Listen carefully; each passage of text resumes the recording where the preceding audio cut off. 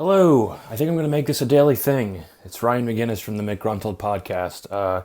Finished a very long day, had a lot of clients stacked, and I just like coming out here and working through things. I've got 3 or 4 things that I've been thinking about, and I don't know which to talk about. The first is how I've been feeling about, they all sound very contentious, but if you sit through and listen, I don't think anybody would be too terribly offended, actually.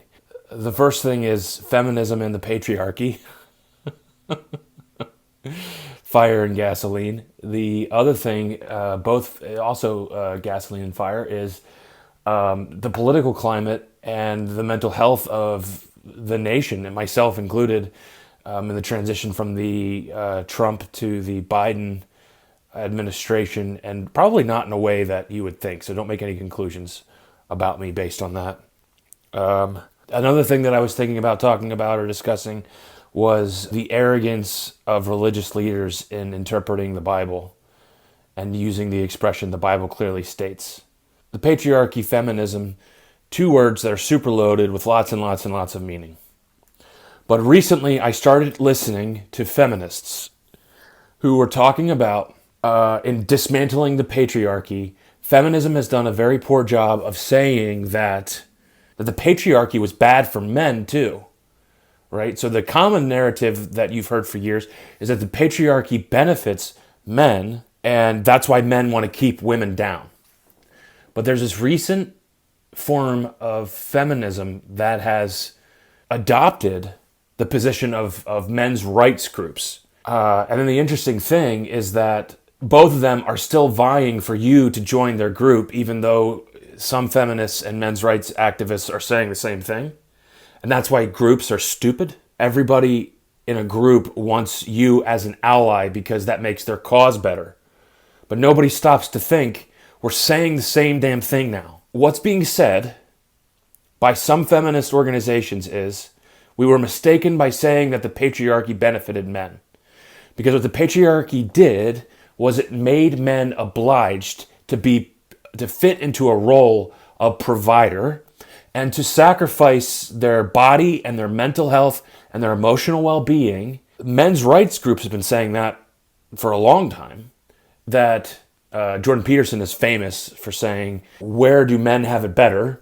They're much more likely to commit suicide, much more likely to be incarcerated, much more likely to get harsher sentences for the same crime, much more likely to die at work, much more likely to die younger. The vast majority of people who die in wars are men, so on and so on and so forth.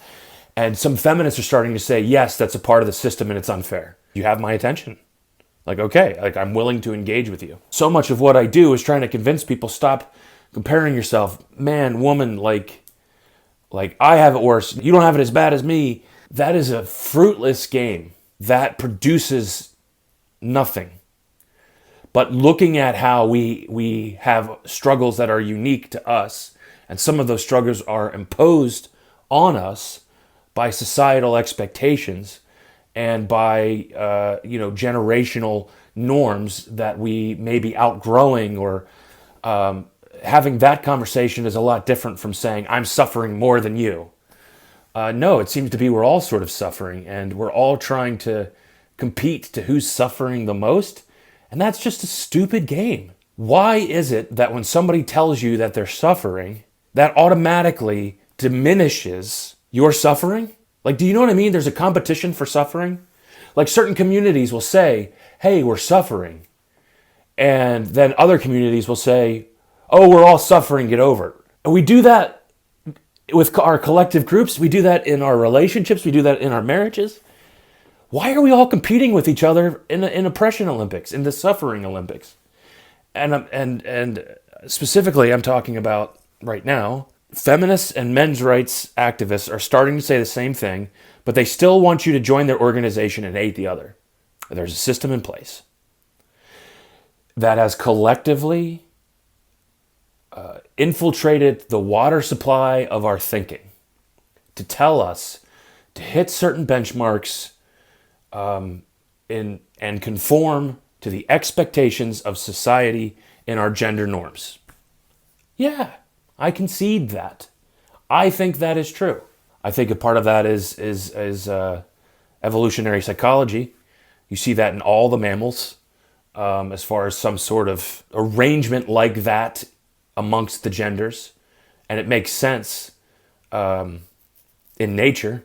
It doesn't seem to make sense always in the context of the society that we've constructed and are trying to exist in.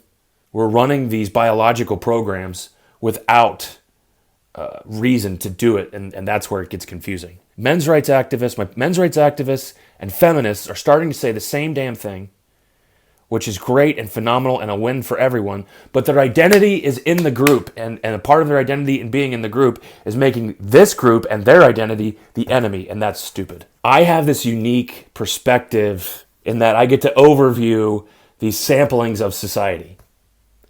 That I might go from having somebody who's an active member at a Black Lives Matter rally protest in my room 1 minute. This is an example. Somebody in my office who's at a Black Lives Matter rally, and then somebody right after that who's wearing a thin blue line hat. And within the span of 10 seconds, I'm going from seeing one to the other.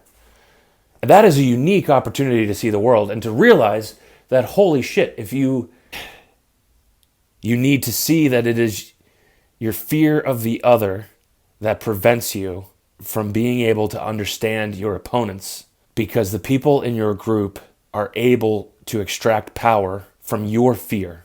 Like recently on social media, I have unfollowed. I never wanted to do this because I wanted to be an informed citizen. I have unfollowed Fox News. I have unfollowed Ben Shapiro, who I liked very much, until one day I realized he's a charlatan, whipping people up. I've unfollowed CNN, I've unfollowed MSNBC. I've followed all the news organizations, and I've unfollowed all of them. And what I've found is that I have this clarity about people, and I don't have people agitating and whipping me up. And I realize that's on purpose. That's power. That's control. If I can keep you afraid, if I could tell you they're your enemy, don't listen to them. And here's what they're saying right now to articulate the injustices that are happening to them. And here's why it's bullshit.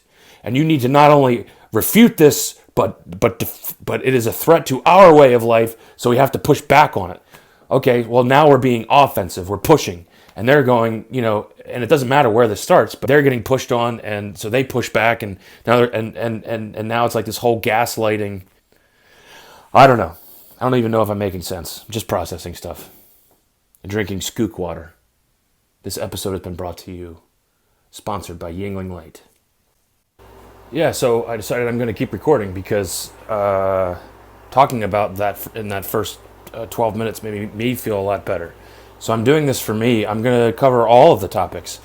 I feel like patriarchy and feminism was probably too hot for me to go and talk about transitioning emotional and mental well-being of a nation as it pertains to the Trump and Biden administrations and my observations on that.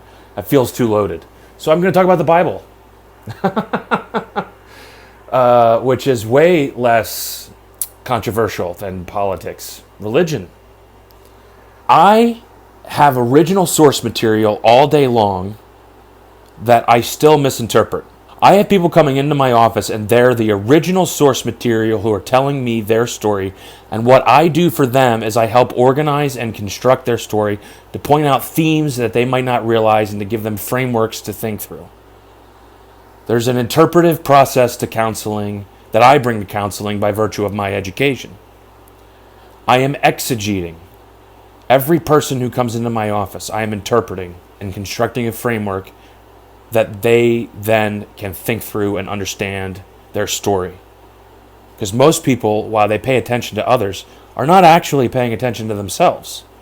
And so that's what counseling is. I realized after almost a decade of doing this that I regularly and consistently, not so much that it makes me a shitty counselor, but I'm humble enough to admit that I misinterpret what people tell me. And I'm listening to the source. I say this because I was thinking about the usage of the Bible as a means to control people by saying things like the Bible says very clearly. Now, I've spent over $100,000 on 7 years of studying the Bible. And I can tell you with confidence that I have very little confidence that the Bible says anything very clearly. That's going to trouble a lot of people. I understand why, and I understand that I would probably have to defend my position. I don't have to do anything, so I'm not going to. Time and time again, I have had what has seemed to be a very the clear understanding of what the scriptures say dismantled for me by a singular word or phrase or expression that had always been there in a particular sentence that I had read 1,000 times before. And so, if I'm capable of making interpretive mistakes when I have original source material, can we not at least admit that we could be making a shit ton of mistakes when we're 2,000 years divorced from the most recent texts? Now, I know that there's the litmus test of orthodoxy, which is that which the church has always taught. From 1st century to Augustine, just deconstructing 1st century to Augustine, it's a couple centuries. In the scope of 2,000 years,